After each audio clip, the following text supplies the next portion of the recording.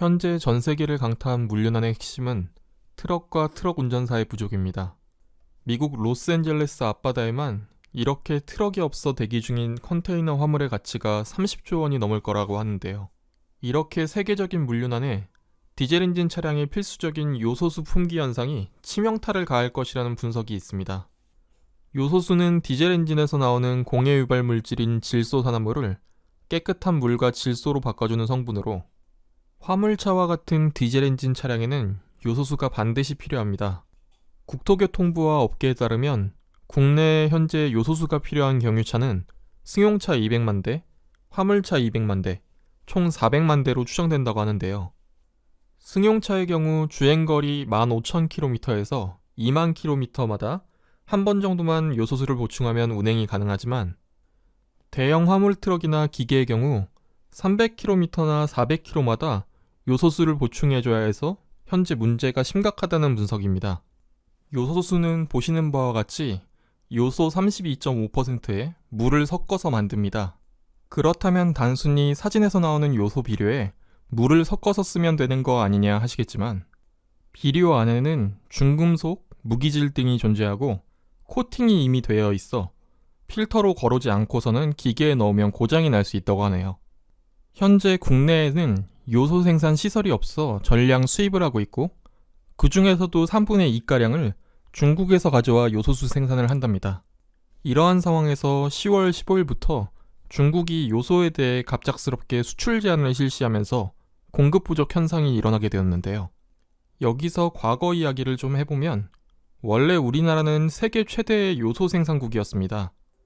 1964년 삼성 고 이병철 회장이 울산에 세운 비료 공장이 한국비료인데요.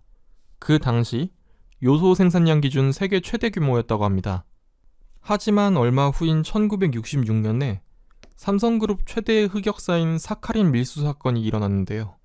그 당시 국회의원 신분이었던 조선 최고의 주먹 김두한 국회의원이 정부 관료들이 밀수를 저지른 삼성을 비호하는 것에 분노해서 총리 등에게 오물을 투척해버리고 이 사건이 일어난 당일 이병철 회장은 이 세계 최대의 요소 공장을 국가에 헌납한다는 발표를 하게 됩니다.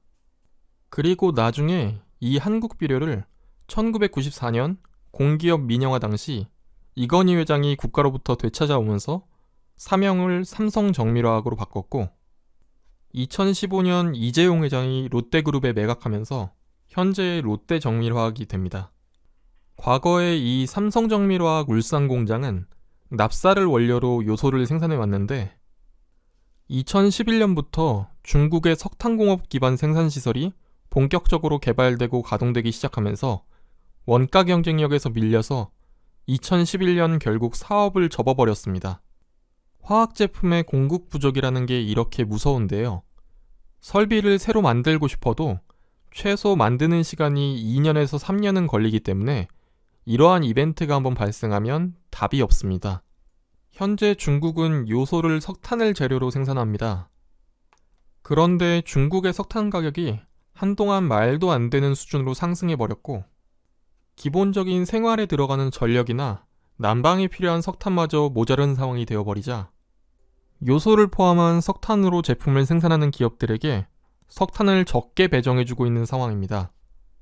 요소수 이야기로 돌아가면 결국 석탄 배정 자체가 안 되니까 생산이 감소하고 비료 때문에 요소 가격은 반드시 잡아야 하니 수출을 제한시킨 겁니다. 정확히는 통관을 시키지 않고 있는 거죠. 다행히 치솟던 중국의 석탄 가격은 하락 중이지만 공급이 정상적으로 돌아온다고 하더라도 물류 비용이 높아질 것이고 기존의 수요 외에도 한동안 사재기 수요 등이 합쳐져서 시장에 상당한 공급 부족이 일어날 것으로 보입니다. 현재 국내 요소수 보유량은 2달분으로 빠르게 방안을 찾아야 깊어지고 있는 물류난 해결에 도움이 될 것으로 보입니다. 감사합니다.